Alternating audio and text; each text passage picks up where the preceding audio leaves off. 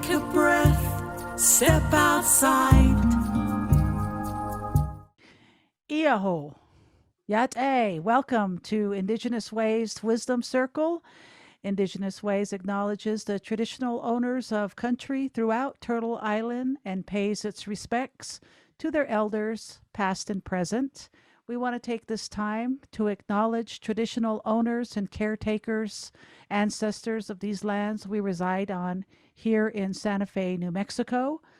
Pueblo people all around us, ancestors everywhere around us right now. And wherever you're beaming in from, we'd like to acknowledge the traditional owners and ancestors of the lands you are at so we could be here today. Indigenous Ways is dedicated to bridging cultural exchange with people globally. This week makes one full year. We have been hosting Indigenous Ways virtual events every week without fail. We have been able to support over 85 presenters. All events have had top-notch, culturally, conceptually accurate ASL interpreters. We are so blessed for that. Thank you all for your support that has kept this platform going. And we have Diane Reyna, who is from these lands. I'm going to let Diane talk about herself. Thank you, Diane, for joining us this evening. And just to get started, since we have such a short time, thank you for joining us this evening. It is so lovely to see your beautiful, smiling face. It's been a long, long time. Thank you. Tell us a little bit about yourself and what has been important foundations for your creative process, i.e. your childhood, education, background, or basically whatever you feel comfortable sharing with us. Hey, good evening. I want to say thank you and Ta'a for both you and Elena's work this past year. It takes a lot of courage, and I'm sure that that people who have listened in have been affected and supported and comforted by your work. So I want to give you thanks for what you do in a creative and helpful way. And so I thank you for the opportunity to be here. And as you said, it's been a year for you this week when you started this important work. And we've all, to one extent or another, have gone through a lot, as communities, as individuals, as families. It's been a real tough year that we've endured. So in keeping with that, I draw. It's a way that I can contemplate what I'm experiencing at the moment. I could be listening to a newscast, or I could be talking to a friend on the phone, and I just start drawing in my notebooks. And so these drawings that I'm going to show are those drawings that happened as I was experiencing things throughout the year. And so I think it is very appropriate that you also have an anniversary as a result of this pandemic. And I wanted to do this as a way to commemorate what I call our uncommon experience, this past year. So that's what these slides are about. I've done a lot, I feel, in my life, and so at this point I can bring all those experiences in to do whatever work I need to do in this time, and I'm grateful for all those experiences. So I guess I'd like to thank my mom and dad, and all their relatives and all the people from the area that I come from. I'm a product of northern New Mexico. I have Hispanic relatives. I have Plains influence. I have Pueblo.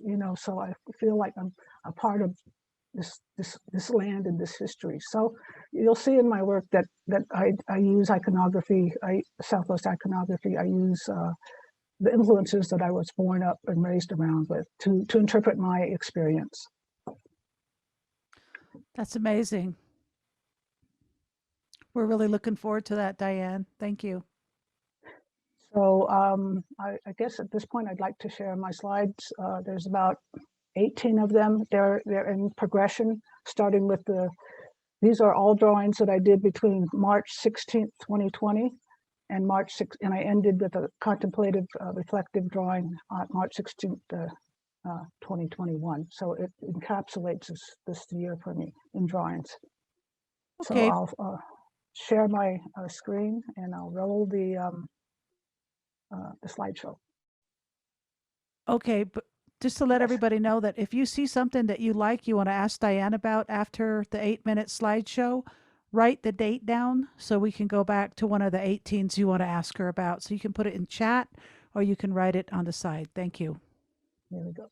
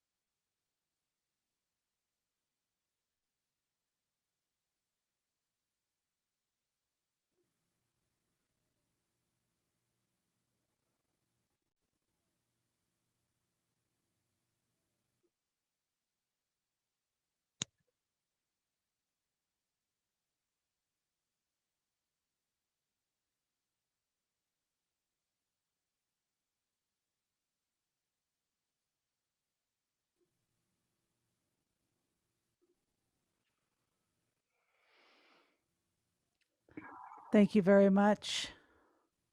Very meditative, awesome collection of works. For those of you that have just joined us, Diane Reyna just showed us a compilation of what she has been up to for the last year since pre COVID and through this whole process of healing that we've been going through. So, thank you very much for sharing your amazing work with us, Diane.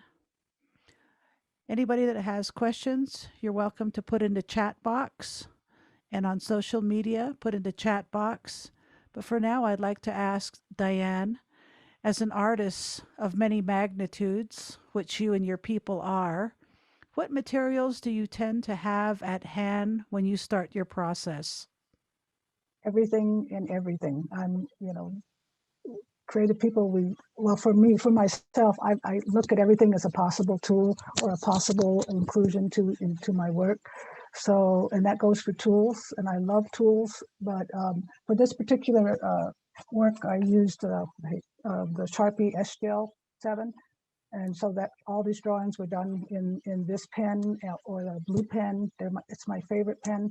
So that's an important tool for this for this kind of work, which I do all the time. And so I found this pen to be very, very reliable and produces the work I want to do, which is just taking notes and drawing.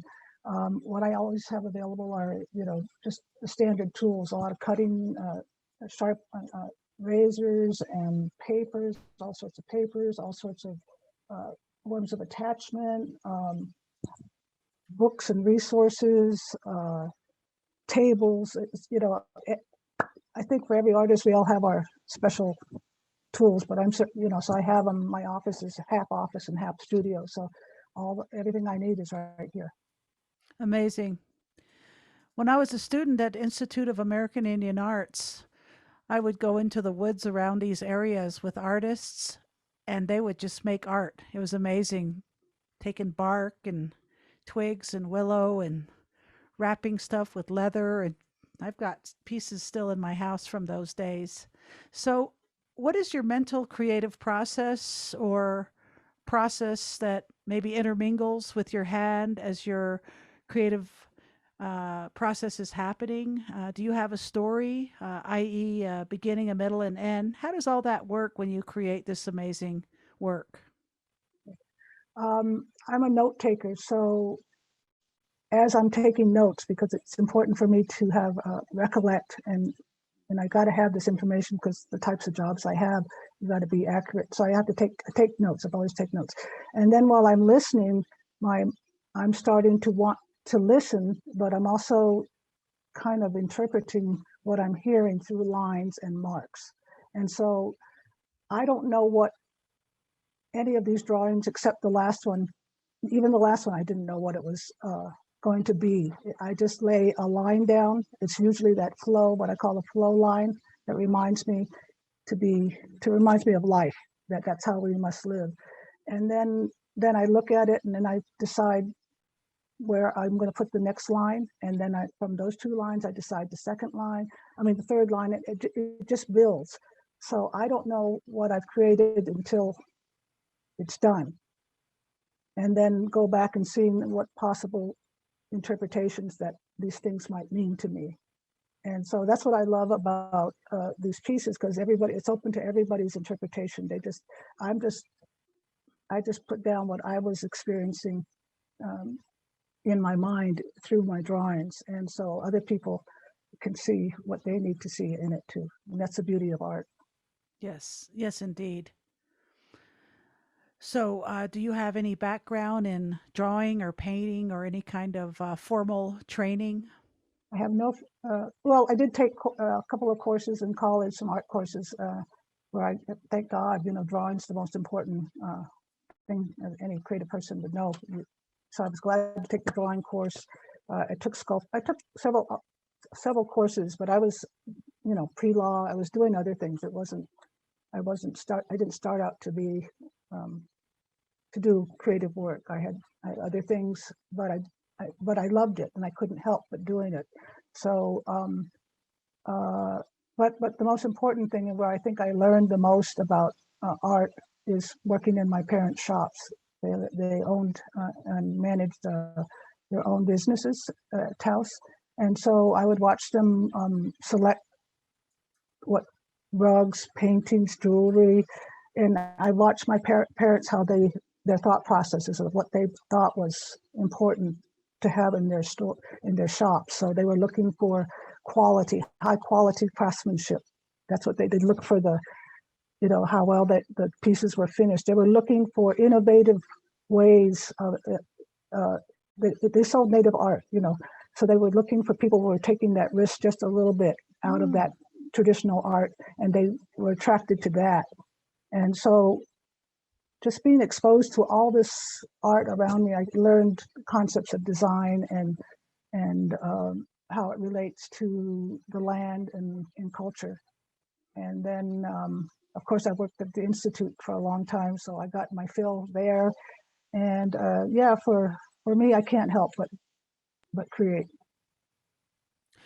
That's amazing. So that kind of gives me an idea of why you're so well rounded and grounded in who you are as a traditional contemporary woman, that you have parents that were business owners, native owned in the Pueblo, as opposed to selling to a non-indigenous person on the plaza. They had their own shop. So that must have changed the dynamics for not only the indigenous and all other artists that came into those doorways, but for the customers and having their experience talking to actual Pueblo people with the actual history, not just say learn from the book, but the actual people. So that probably is why you're so amazing to me.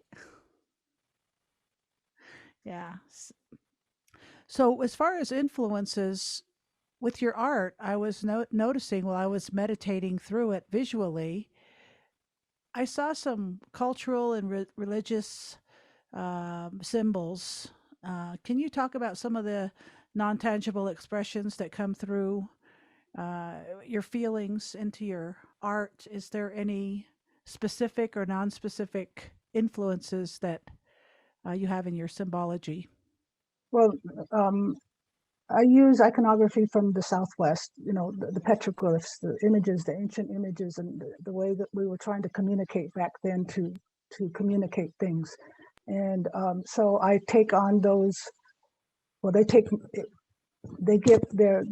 given to me as a way to make sense of things. So the plants, the symbols for plants and growth are in my pieces. The mountains, are in my pieces. The lightning, the rain, those are energies to me. So in my own self-reflection, those are the energies that I'm in me, that I'm putting out into the world through these represented in these icons. And again, they're not intentional. I just end up doing the lightning, um, but so I use that. Plus, I use the palette of the Southwest because I loved sage green. Yeah. I walked to Mesa, the red canyons. Those are my colors my go-to, because that's what I love. So those are how I do it. Wow. I saw some Pacific Island symbology in there because, I'm familiar with New Zealand and also Australia. I saw some aerial views of stuff. So it's just kind of amazing how the northern and the summit and the southern hemispheres have connections, not just with language and stories, but also with symbology. I think Mhm. that's really beautiful. And over the year, I've taken comfort in music from the Pacific Island people. It is just so, it gives me, we're the same. We're the same. I see my aunts and my cousins in those faces, so they have given me comfort over the years, the Pacific Island people and their music and their beliefs. Yeah, I've also noticed some other juxtapositions with the particularly the Maori people with the Pueblos in that from the history I learned from the Institute of American Indian Arts, when the Spaniards came, they said, let us put the Catholic Church in that symbol and you guys learn it, but you can keep your kivas, your language, and your seasonal ceremonies as long as you honor this part of what we're bringing in. I don't have direct contact or um, context, if you will, about that, but I think that is beautiful because I've met several of Elena's relatives in New Zealand that have done that with the missionaries that came in. They kept their language, they kept a lot of their traditions, but they also adopted a lot of some of the Christian principles. And at the end of their prayers in Maori, they say "Ameni." Is that how they say it? Ameni. And I think that's really beautiful to be able to amalgamate in order to continue and persevere. Do you want to talk a little bit about that, maybe? Only in that one of the Spanish friars, when they first arrived, wrote back to Spain when they first got to New Mexico and said, the people, the Pueblo people that they encountered, they said, he wrote back and said, these people are practicing the basic tenets of the gospel even before we got here. So we understand as human beings what it is to be a good human being, generosity, all the things that we value that make a society or a community work. So, you know, so my ancestors, my relatives didn't have a problem with this. It's about faith and belief, and it's in the common values, and it's just how it's carried out ritually and ceremonial. And we all know about the political part of this too, but I was raised to respect. It's all about respect. You don't question somebody's uh, faith like that. It's important. So that's all I have to say about that. That's the epitome of what I know about the Pueblo people is also we've got a lot of context with the Aborigines of Australia in the outback, Northern Territory, Southern Australia, Uluru, Alice Springs, and some of those areas where we've traveled with our music. The nicest people. I mean, unbelievable. So I have such a wonderful experience being a part of New Mexico and getting acquainted with the Pueblo people. In fact, we live in a Pueblo home here and really acknowledging uh, our ancestors here as well in the home that's above the roof above our head. So grateful for that as well. So last year, Diane, when we started this, we were in such a quagmire with the unknown, a tremendous amount of fear. So we decided to use a theme last year called Rising in Resilience. That's what people needed to hear and think about in their own isolation as they joined our Zoom meetings. So we got past that, and now we're into 2021. We survived 2020. Oh my God, that's such a miracle. We're still here. Yay! So this year, our theme is thriving in purpose. What does Mm. that mean for you, Diane? Whew, thriving in purpose. Um,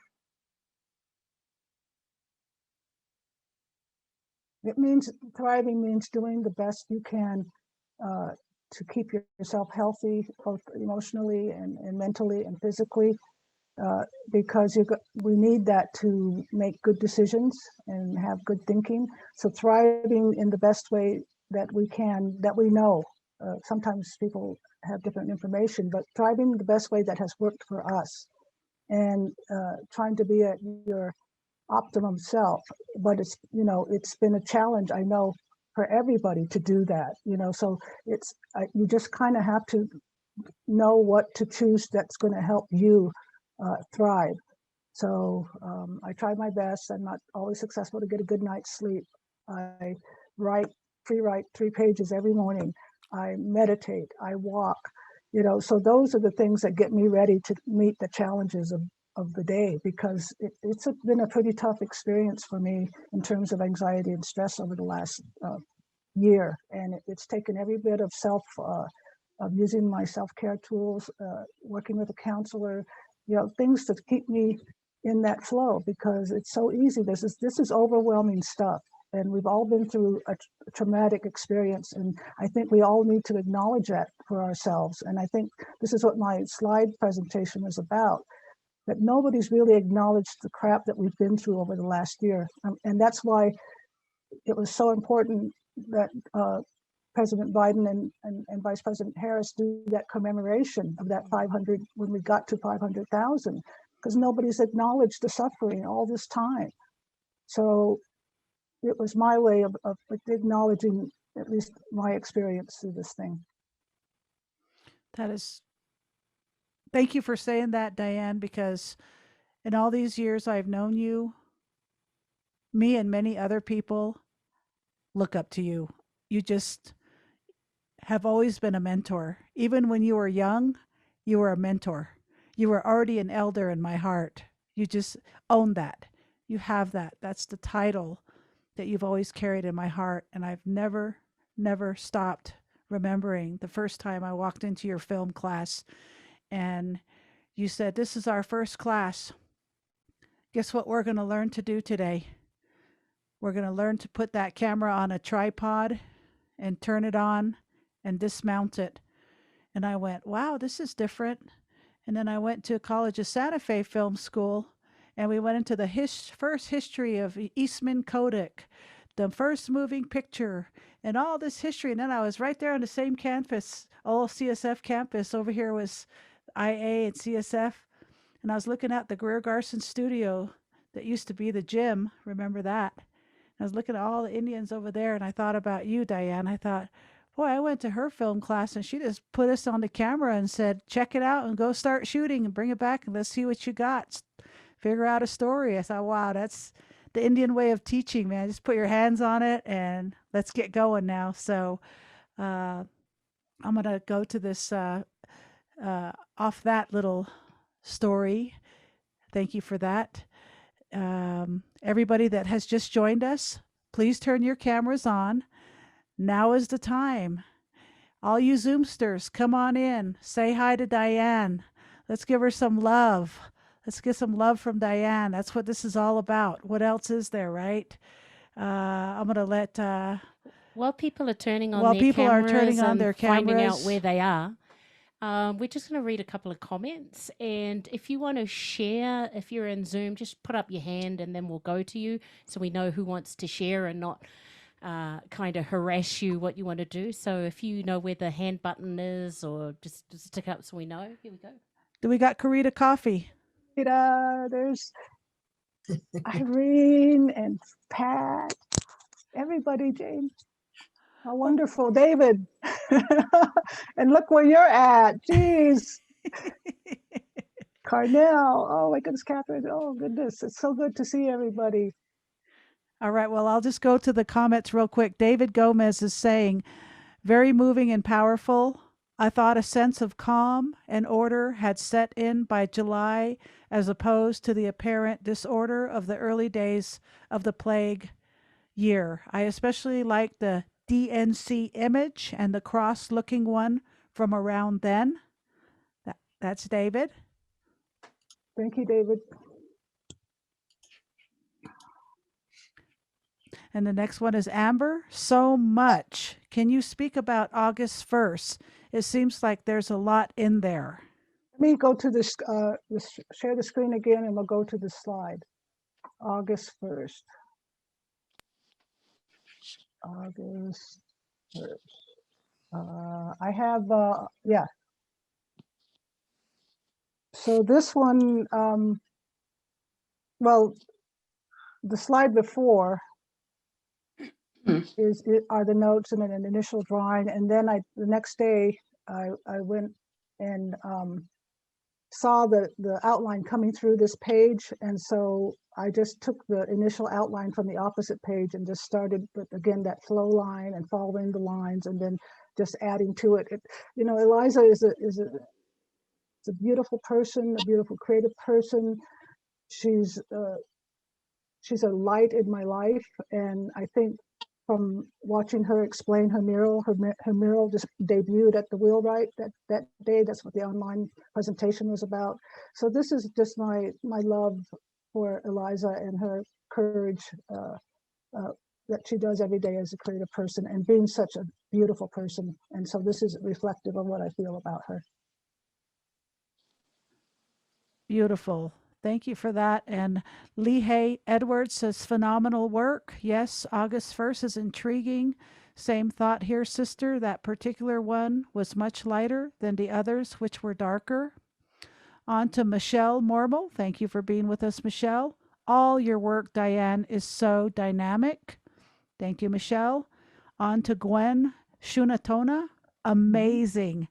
Diane, outstanding to me was how dense the images were until the historic confirmation of Deborah Haaland as Secretary of Interior. It seems the density was opened up. Exactly. On, Where is it?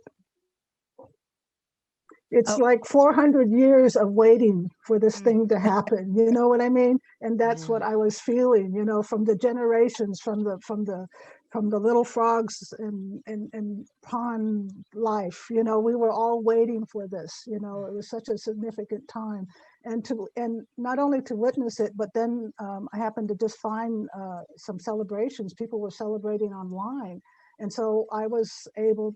So that's where part of this energy comes for this piece, just reading everybody's excitement and happiness. And this particular group did a beautiful online presentation, showing her and Bunky Echo Hawk singing the honor song at the end. It was just a beautiful, beautiful day. wow, thank you. And then Leahy Edwards says, same thought here, sister. That particular one was much lighter than the others, which were darker. 1120, Human Spirit, was quite interesting. 1120. Can Oh, you, yes. can you Yes, tell yes. us about that? Let me go back here.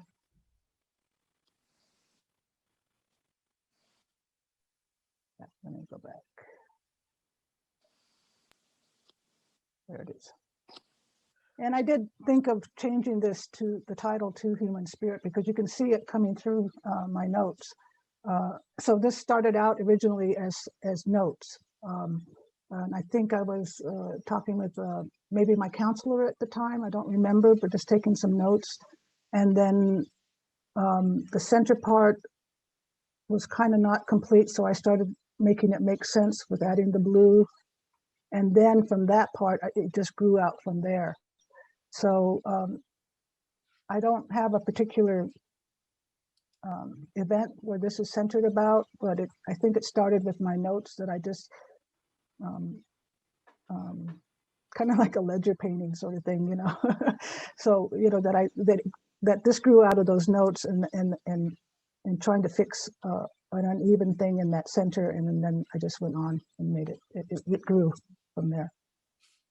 Beautiful. Thank you for that, Diane. And I'm going to go on to Carlin Cruz, our trilingual interpreter brother here tonight. Carlin Cruz says David Walsh wrote a series of books called Conversation with God. He commented that often he would put his pen to paper, then God would seem to take control of the pen so as to answer his questions. Is this similar to your process? You put pen to paper, then allow inspirations to interpret your designs. It's a fascinating process. Any words for Carlin, Diane? Yeah, it's similar.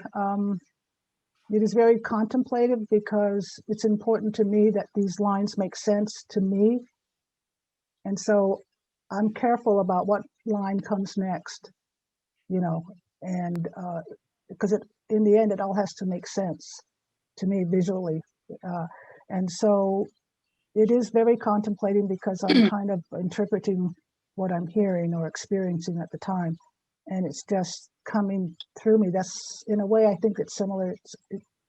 This comes through me, and I just, it's just what it is. And I don't know if it's divinely inspired, but it's the events that inspire me to interpret it in this way. Thank you so much for that, Diane. And on to our sister, Carrie, who is a brand new transplant to Santa Fe. Thank you, Carrie, for joining us. Carrie says, I appreciate your knowledge, how difficult the past year has been for everyone. I love that you put your drawings in context of the environment you are in or the social media event. They read to me as downloads. I feel them enter me and have a healing quality that makes some of the chaos of the past year manageable. I want to say thank you. I am so inspired and grateful. Thank you very much for those kind words. I appreciate it.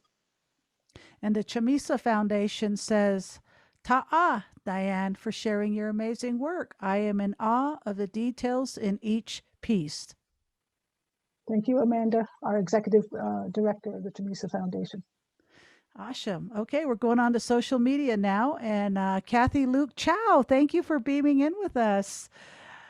This is Kathy. Very inspiring. Encourages me to incorporate more art. Hold on a second, please. Lost that. Encourages me to incorporate more art, less thinking in my daily life to strengthen mental agility. Thank you. I always learn so much from your program. Pacific Island music makes me cry. So sweet. I agree. And our beautiful sister, Hilda Ritchie from Wisconsin. Hi, Hilda and Christine. Miss you and love you. Hilda says to you, Diane, very interesting. Thanks for sharing. Thank you. And our sister, Paloma Rosales. Greetings, everyone. And that's all the comments. So anybody want to share now? We can take these slides down and open up the screen.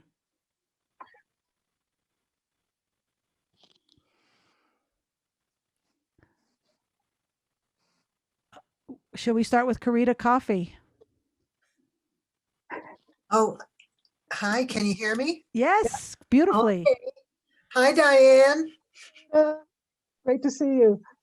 I'm impressed with your drawings, and while you were showing them, I was seeing something beyond that, like stained glass, paintings, how these could be bigger. And have you thought about doing something different with them? Every once in a while, I'll take an aspect of one of the pieces and apply it to something. But it's rare that I take it on. Since these are my personal notes, you know what I mean. They're there. But every once in a while, I'll take a drawing and say, I think I can do something with this. And I like the bronze piece that I did. This is based on a drawing. Oh, okay. I know you were doing sculpture.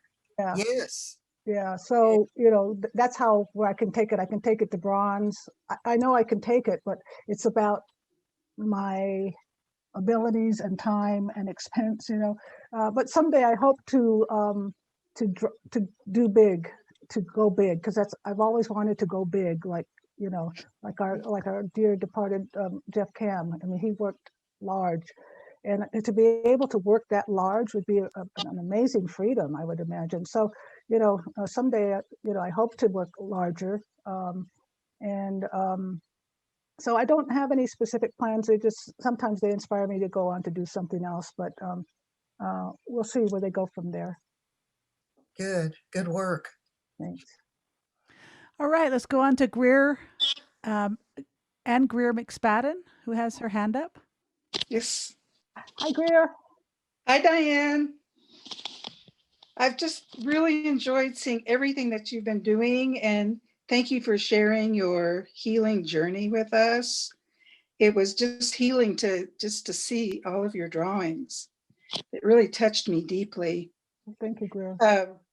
One of the things I've been noticing while you've been talking is that a lot of your hand gestures, and you talk a lot with your hands, which I love, but a lot of them are, I've seen some of the same shapes and movements coming from within you that are in your drawings. So I've really been able to see the connection between you and your art. And that's such a gift for us. Thank you, Greer. Yeah, so nice to see you.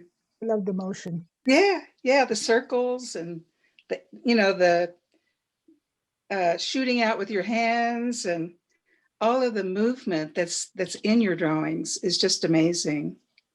Thank you. Yeah, really dynamic. Thank you. Thank you, Greer. Thank you, Greer. Would somebody like to go next? All right. Hi, Diane. Hi, Irene. Thank you so much for inviting me to join this group this evening to see your artwork. It's really, as I said in my comments, it's really phenomenal.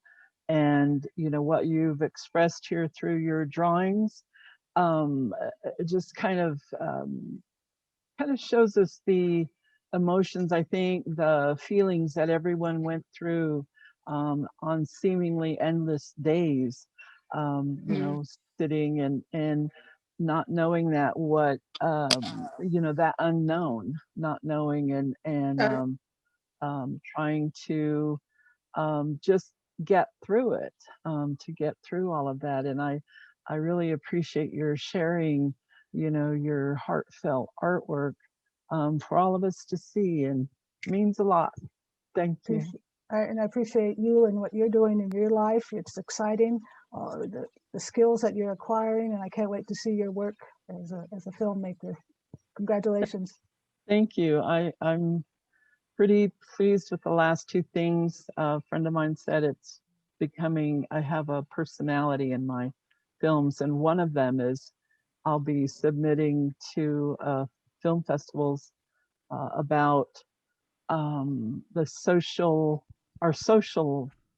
lives that are involved in powwows, and how coronavirus cut it off in March, and what some people were feeling. I was able to interview about 14 people, and so I'm putting that all together now to submit. So it's a long task, but I'm hoping to get a short film in.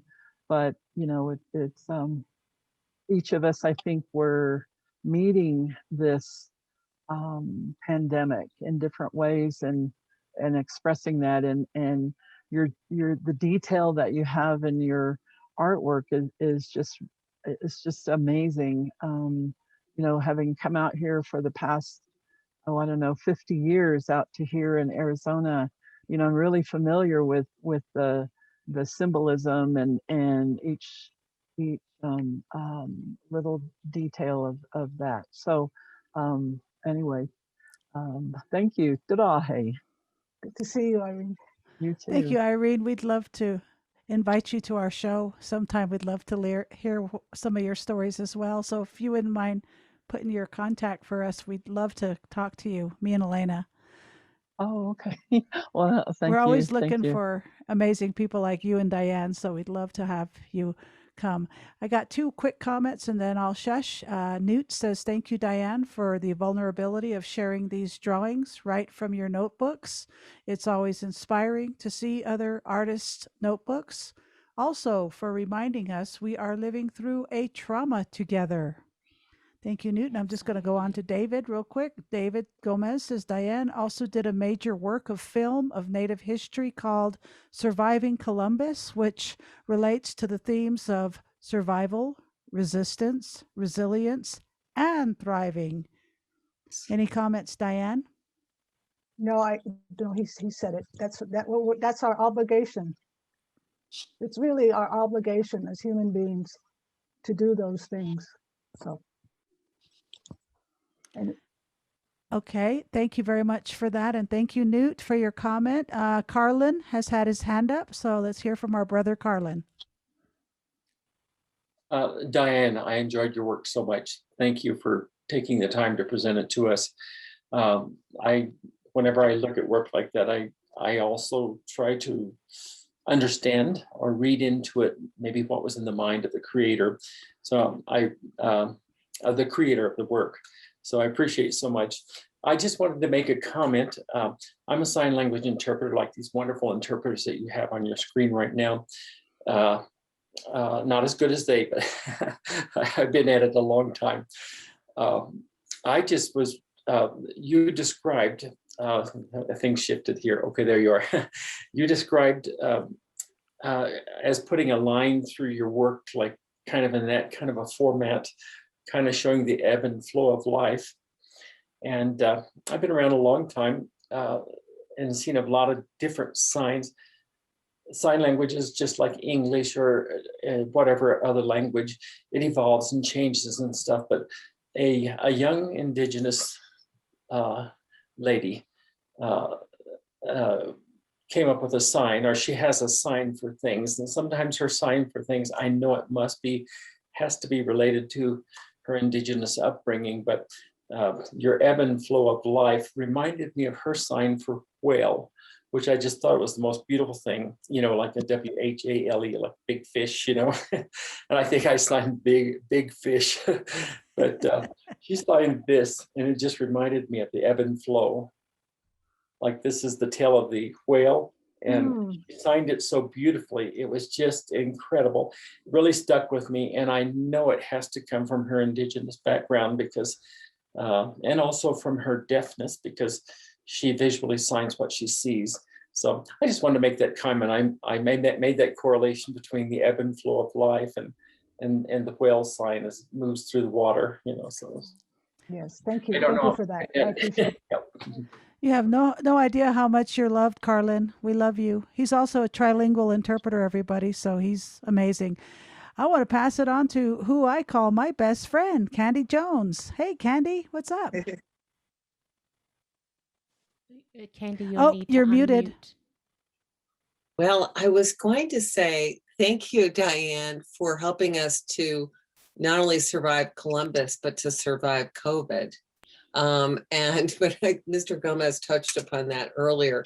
I just was so blown away. I just made all sorts of notes, nothing like what you do, about the integration and the movement and the flow and the balance and the evolution of what you were drawing and the time that you spent with really fascinating presenters and inspiring women to use this time of challenge to celebrate and observe and commemorate in this incredible time capsule. And I just loved it. Thank you. I really appreciate it. Thank you so much. Love you, Candy, so much. Okay, well, we are going to be able to lay our eyes on our beautiful Pacific Island, New Zealand, Australian, American triple citizen, Elena Higgins. Get ready. Great. Thank you so much for your incredible essence of what you've been doing during this time. We're going to go into some commercials. I'm also going to spotlight some people, including myself, so that can go out in the back end of social media. But anyway, this is what we do during the show. We have for next week, same time, same channel, with the beautiful Gabrielle Tarek. She is from Piscataway Indian Nation, the south of Maryland. She's going to be joining us in the circle next week. She has done extraordinary work, not only in Native policy, but throughout Native country or Indian country. So please join us in the Wisdom Circle for the beautiful Dr. Gabrielle Tarek. Also, as Tash mentioned, this week has been 1 year that we have been beaming out weekly with the Indigenous Ways virtual events. Every Wednesday we have the Wisdom Circle, and the third Saturday of each month we have the concert series. This month we've got the beautiful Pete Sands, who is Dene, who will be sharing his beautiful music with us. Also, you can find all this at our website, IndigenousWays.org. More about all of the presenters and artists who will be in this space. We've been very blessed over this time to support over 85 presenters through this platform. Now, a lot of you are so jazzed about what Diane Reyna has shared, and we know you want to share that with friends and family.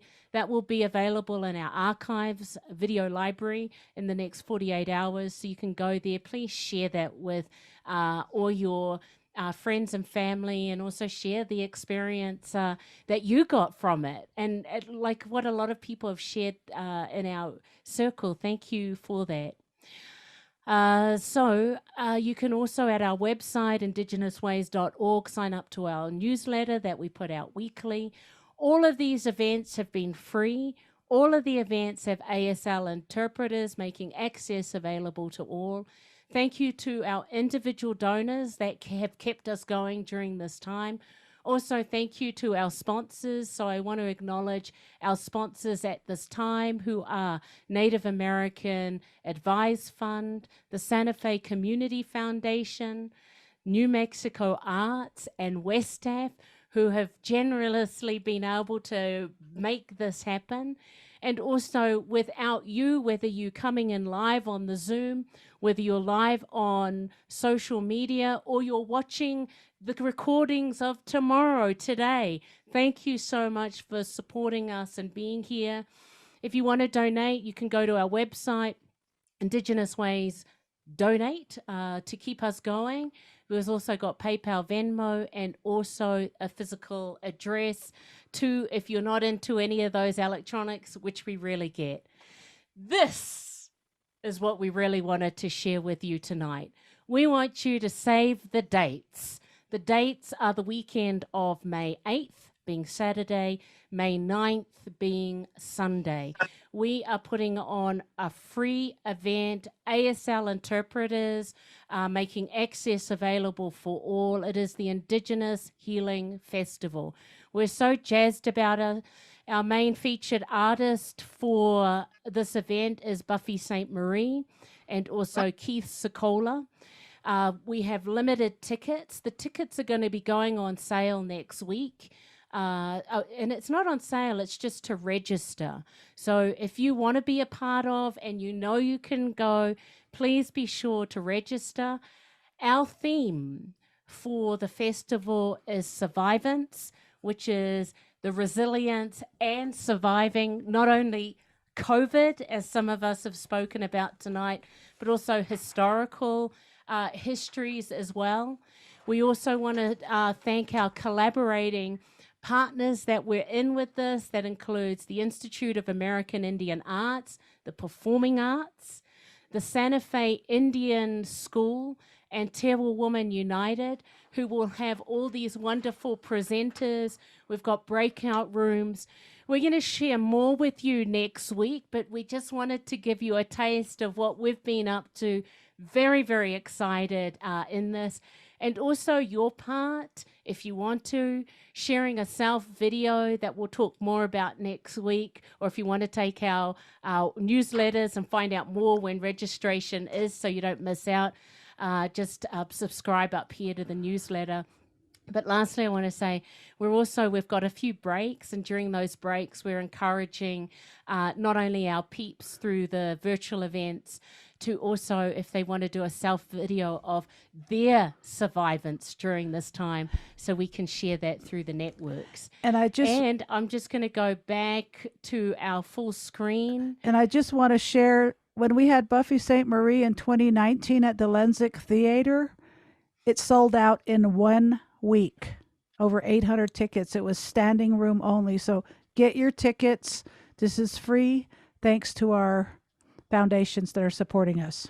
And for those that aren't in Santa Fe or New Mexico, northern New Mexico, a lot of our presenters are actually from this area, and their interpretations of the theme survivance through their medicines, through their wisdom, through their traditions.